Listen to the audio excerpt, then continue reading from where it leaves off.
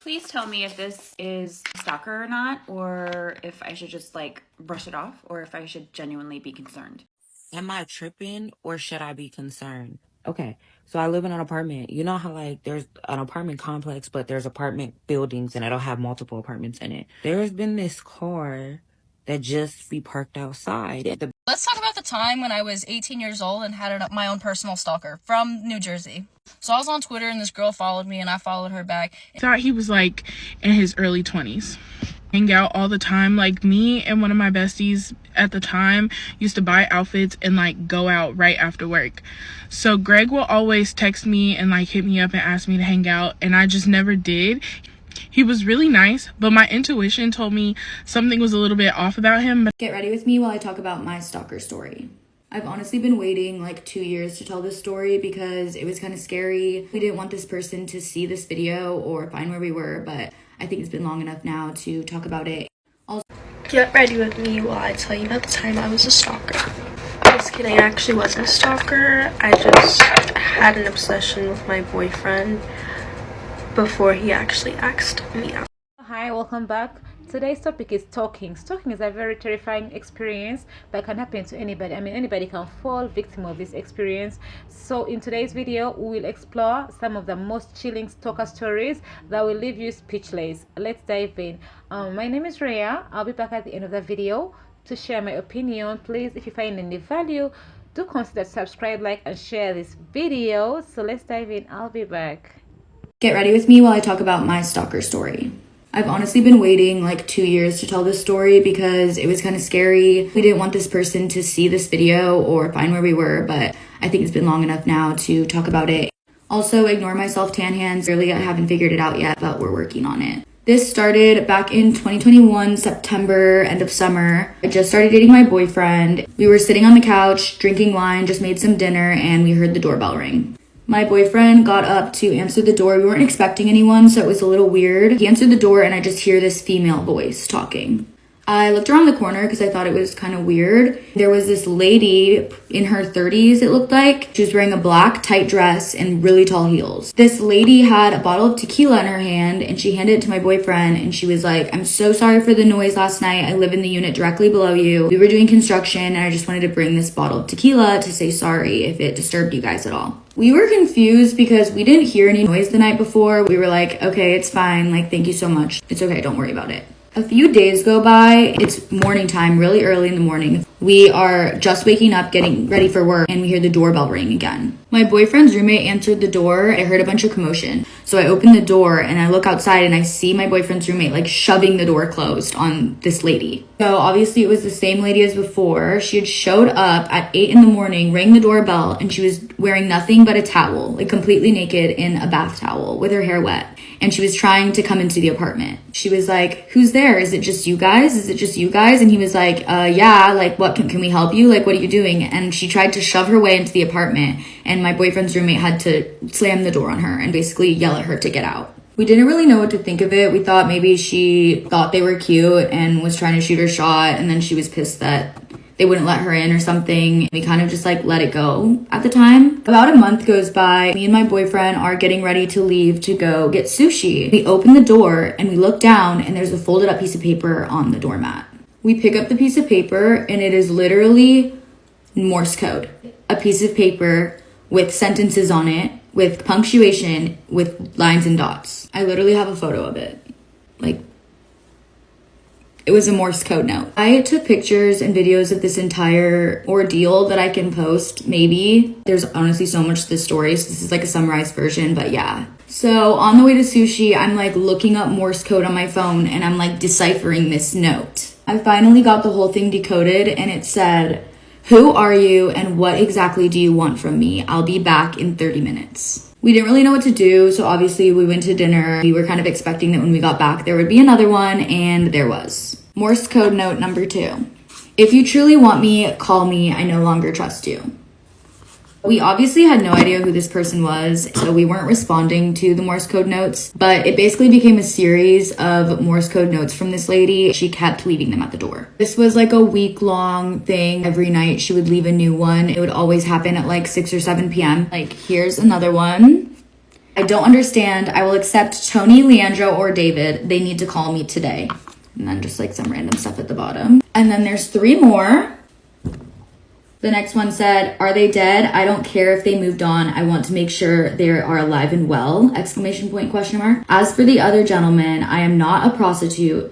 I need to get to know them first, nor your slave. Also, throughout this whole thing, kind of left out this part, she would come to the door and ring the doorbell over and over and over again. Ding, ding, ding, ding, ding, ding, ding, ding, ding, ding, ding. We wouldn't even answer the door. Like we were scared of her, so we wouldn't even open the door. Most of the time we would just stay and hide and be quiet. She would ring the doorbell over and over and over again, yell stuff through the door, and leave these notes. She randomly left a note that had the alphabet on it, and then when we opened it, she stopped using Morse code, and she actually wrote in English this time. I don't understand, and unless you are specific on terms and whom you're suggesting, I don't get it, so I won't choose. FYI, you don't own me, and don't think for a minute that I forgot you were trying to ruin me. How can I ever trust you? P.S. The problem in my dreams was that. No open borders. Also, the way she was writing in that looked like someone who is clearly frantic, like it was scary. At this point, we know that we're dealing with someone who clearly has mental health issues. You never know what someone's capable of, so we didn't want to make the situation worse. So we kept ignoring it and leaving it alone. This whole thing basically started a series of months. This lasted like over a year. She would bang up on her ceiling at us with a broom at all hours of the night, like in morning times, night times. But there was a period of time where she would come every single night and ring the doorbell over and over and over again. Here is a clip of how she would ring the doorbell when she would go crazy.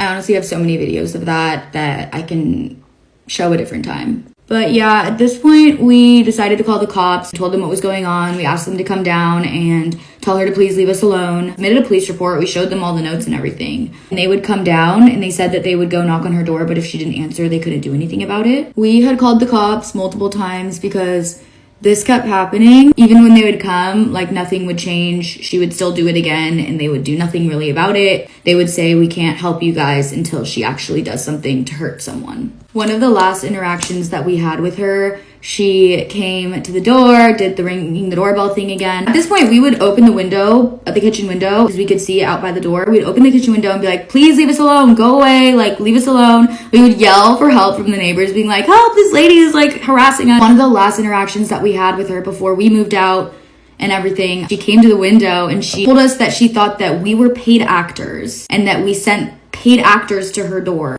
The cops were paid actors. We were paid actors. And that we sent paid actors to her door to harass her. The whole time, she told us that we were harassing her and we needed to leave her alone. She told the cops that we were harassing her. We needed to leave her alone. Clearly, she was just mentally ill, which we understand, but also we were being harassed, so it was a lot. Here is a clip of one of the last times how violent she got with ringing our doorbell.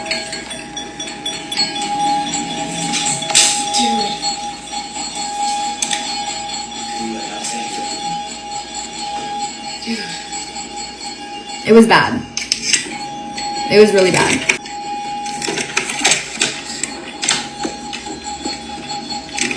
She's hiding.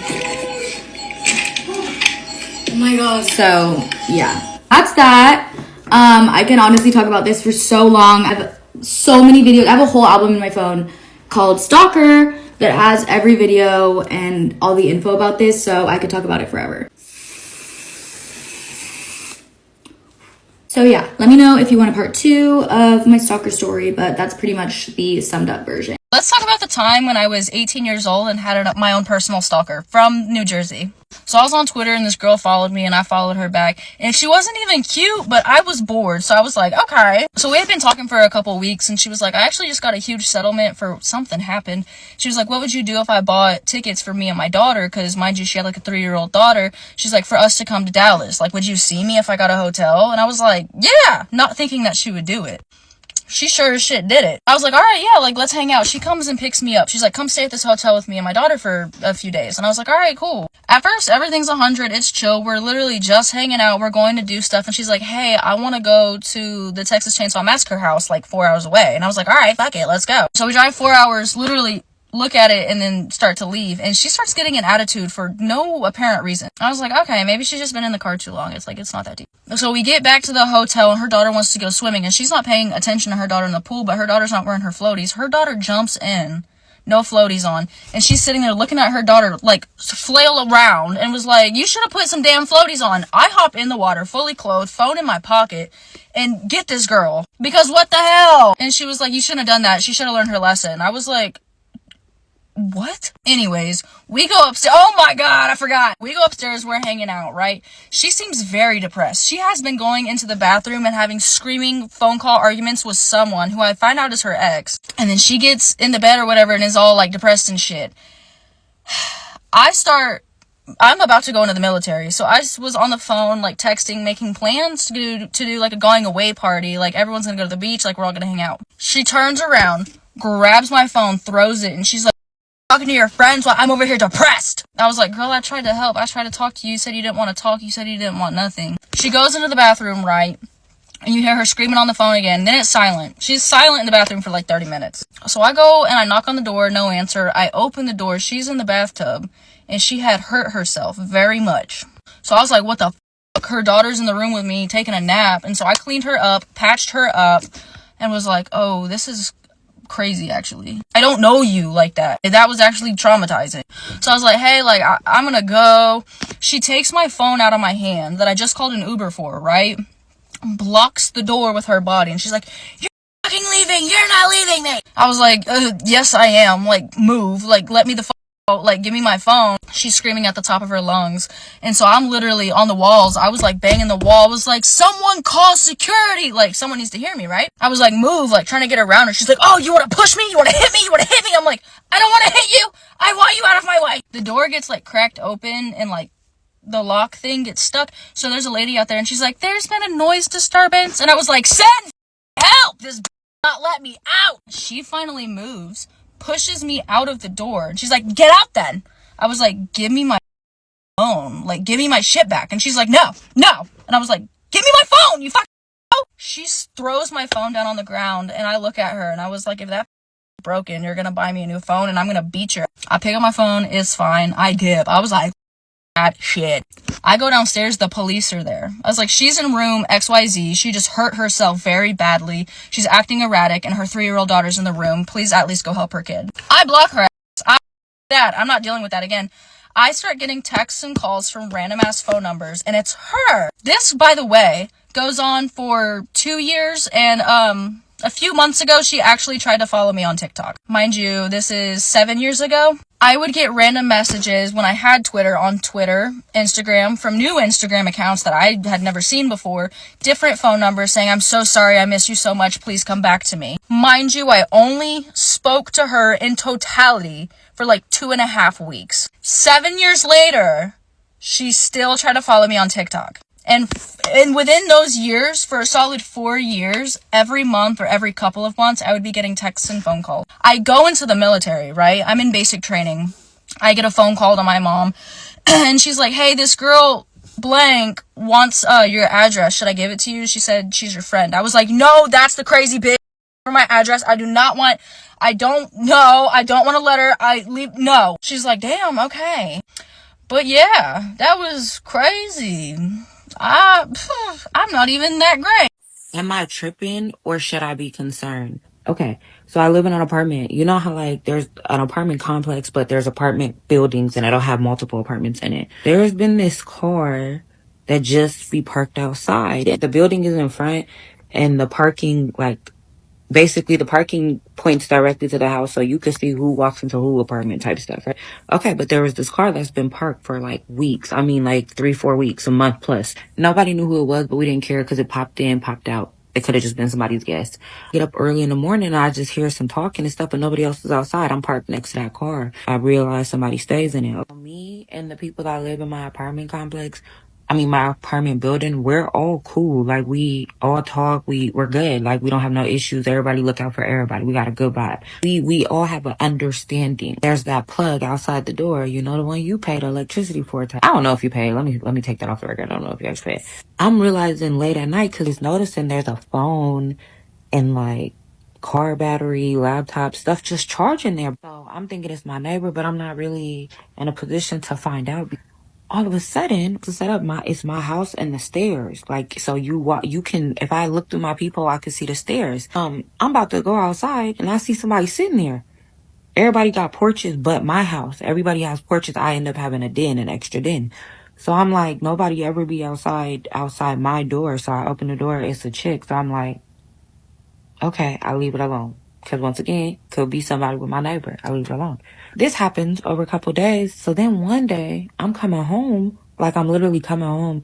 And I see a girl running down the stairs. But I don't think nothing of it. But once again, I see the stuff charging when I'm going to my door. So I'm like, it's my door. And then my thumb is the plug. So I peep it, but I don't say nothing. All right, cool. Go in the house. And that's probably my problem. Because I be trying to be cool and just let stuff figure itself out. But sometimes you gotta pop out and show these niggas. Because what we talking about? This happens over some time period, but then I start getting pissed.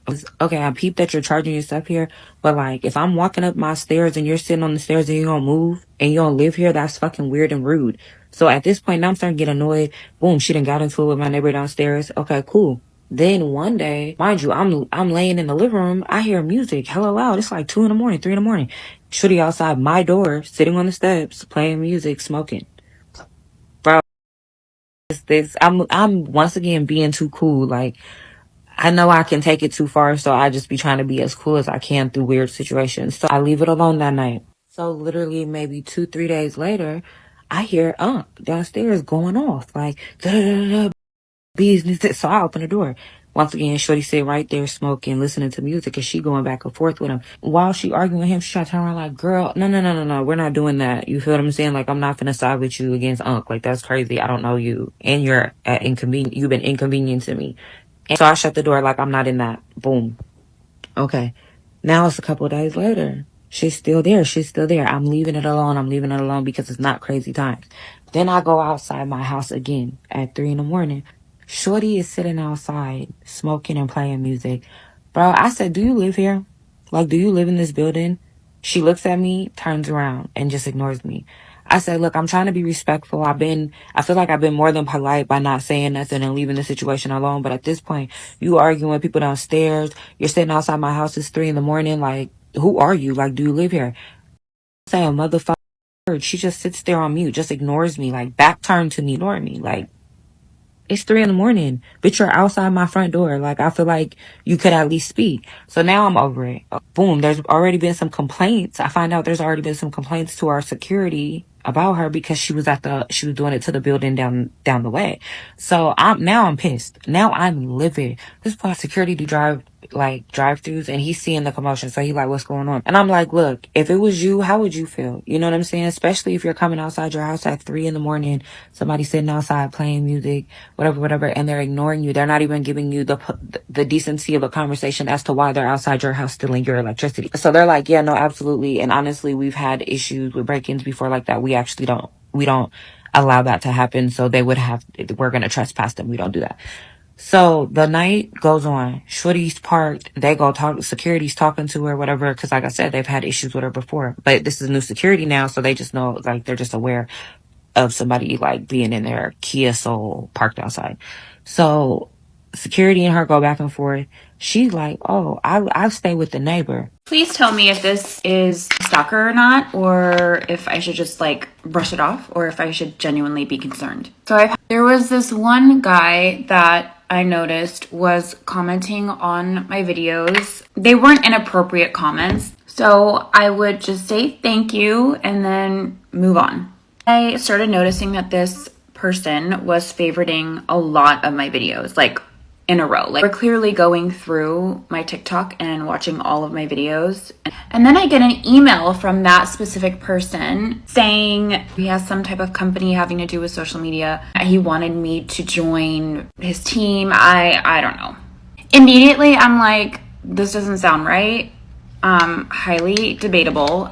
Mind you, all of this happened over like a 1 to 2 week period. It's not like this was an ongoing situation that happened over months. So I get another email from this person, again, kind of reiterating everything he said in his last email of how he has a management company. And mind you, this man has like less than 1,000 followers. The days go on and I'm posting more videos on TikTok. and is commenting on all of them. And the comments are slowly starting to get more and more inappropriate and give me this like weird ick. He's sending me messages trying to guess what my birthday is, and he actually got it right the first time, which creeped me the out.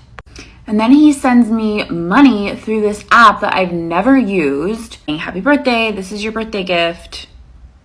I block him, and literally the next day after I block him, I get an email saying, I'm so sorry that I did this to you. I'm trying to cut off all communication with you now. Breaks my heart. Like, he basically can see me as his wife. In the email, he attached a screenshot of his favorites and how he can't view my videos anymore, saying, I'm so sorry that it's gotten to this point that you had to block me. Screenshots, and he has me saved in his favorites as wifey. Again, I ignore, I don't respond. I get another email from his sister. She's basically saying how she's his assistant and he can't stop talking about me. He considers me his wife. He would love to meet you in person. Please, if there's anything I can do, girl. And so finally I'm like, do not respond. Please do not reach out. I am not interested. So basically, is this normal? Is this just something that happens as you gain followers on TikTok? Does this like come with the territory? I did not say 2 sentences to this man, and he already considered me his wifey.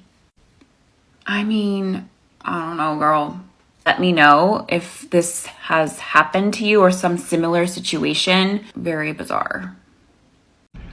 Story time of when I got stalked. This is a really long story, so I might have to do multiple parts. So I used to work at Forever 21, and if you've ever worked there, you know it's a lot of fun. Like, you get to dress cute, hang out with cool people, and they don't even really care about customer service, to be honest. So everybody who worked there was pretty much between the ages of like 18 and 21, except for one guy who we're gonna call Greg. He was like 35, but we didn't know that he was 35. We thought he was like in his early 20s. Hang out all the time. Like, me and one of my besties at the time used to buy outfits and like go out right after work. So Greg will always text me and like hit me up and ask me to hang out, and I just never did. He was really nice, but my intuition told me something was a little bit off about him, but I never really knew what. He also was a singer, and he used to invite me to his open mic nights. But one of my biggest icks is people who sing seriously but cannot sing, and I just was not going to put myself through that. One random day, I told Greg he could go on his 30-minute break. So he left, and then he just never came back. And then he like ghosted us for like 2 days and did not answer our texts or calls or anything. So we're thinking he's never coming back. He then shows up a few days later for his shift like nothing happened. So me and another manager, who we'll call Matt, pull him to the side, and me and Matt are just like, what's going on? He ended up telling us that his sister was really sick and he had to go take care of her. So we're like, okay, like in the future, just communicate it with us and, you know, we'll figure something out. But like, this is your final strike. So the next day on Saturday, Matt comes in with the opening team and Greg is there. And he's like, hey, Greg, you actually closed with Lauren tonight. And Greg is like, oh, I got my schedule mixed up. I'm sorry. Can I just stay? And Matt is like, actually, no. Lauren needs a closer and I have enough openers. So he's like, okay, well, I'll just sit back here and wait until my shift. Mind you, it's 9 a.m. His shift doesn't start till 3. So Matt's like, whatever. So around 12 o'clock, Matt is like, hey, we have a couple extra hours. If you want to clock in early, you still have to stay till close, but you can at least clock in now. So Greg is like, okay, cool. I'm going to go grab some food and I'll be back. So 2 o'clock comes around when it's time for me to come in, and Matt fills me in on the situation, and he's like, yeah, Greg never came back. So if he doesn't come back by his shift time at 3, he's done, and we'll have to have a talk with him on Monday. 5 o'clock rolls around, Matt leaves for the day, and like soon after that, Greg calls the store and asks me what his schedule is. So I'm like, hey, are you not coming in for your shift? And he's like, just tell me my schedule. And I'm like, unfortunately, like, we'll have to have a talk on Monday, but you're not on the schedule next week. Which was true, because he had ghosted us, so he actually was not on the schedule for the next week. So he's like, Lauren, stop playing around, like, tell me my schedule. And I'm like, you're literally not on the schedule, we'll call you on Monday. And he starts like hysterically laughing. So as a reminder, he's really nice. So up until this point, I have no reason to think of him any type of way but as a nice person. He's like, okay, you're gonna regret that. And then we get off the phone and I'm like, boy, whatever. Oh, maybe like an hour later, I'm at the register bringing somebody up, and the windows at Forever 21 were grids, and I feel something like staring at me. So I look up, Greg is looking at me through one of the like window grids, like that. So I'm like, oh my God, y'all, look. And so everybody turns and looks.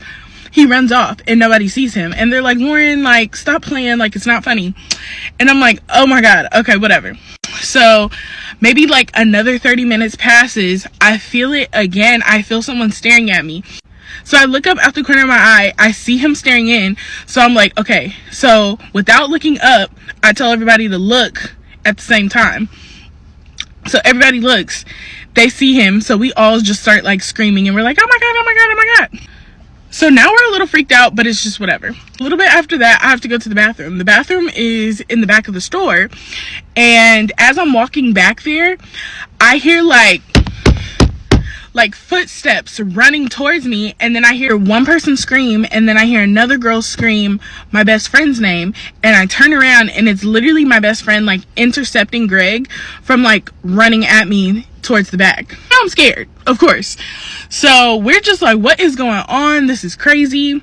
So we're getting closer to closing time. Greg ends up calling the store again and he's like, Lauren, I'm gonna be waiting for you like when you get off work to talk to you. And I'm like, there's nothing for us to talk about, like we'll talk to you on Monday. And he's like, no, I'll be waiting for you. It's like a few minutes till it's time to close. So I'm like, everybody lock all the doors. Any customers that are still in the store, we'll just let them out. There was like a little corner of our Forever 21, like someone could easily hide in that corner. So I told one associate to go lock those doors. For whatever reason, she didn't know how to lock the doors. So we realized that the doors were still open and we walk over there and somebody was like, what if he's hiding over there? Right when she said that, he took off running, y'all. Okay, come back for part 2. Get ready with me while I tell you about the time I was a stalker. Just kidding, I actually wasn't a stalker. I just had an obsession with my boyfriend before he actually asked me out. It was kind of like stalking, but like not really. It all started my first day of senior year, literally the first day. I think I saw him in like the cafeteria or something. So I saw him and I was like, holy shit, he looks really familiar. And I just was in love. And on, we didn't have any classes together the first day, but then the second day came and to my surprise, we had a class together. So at the time, my sister was a sophomore, I was a senior, and we would literally just basically be talking about him all the time. We would see him at lunch, we would like follow him around to like get his attention, kind of stalker vibes. Like we would literally take pictures of this man every time we saw him. Like if we were walking behind him, we would send pictures to each other. It was like weird.